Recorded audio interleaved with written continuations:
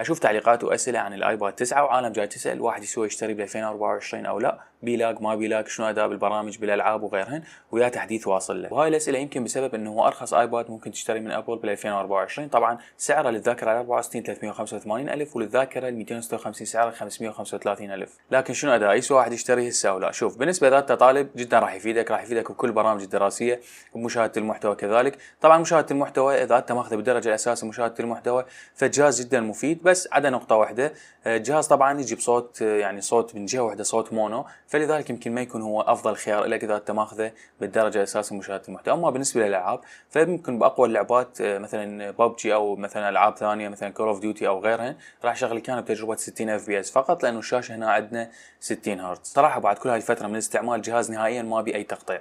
طبعا بالنسبه للتحديثات اللي واصل له فواصل له اخر تحديث اللي هو 17.5.1، ومسوي اكثر من فيديو ناشرين بالقناه على تابلت نفس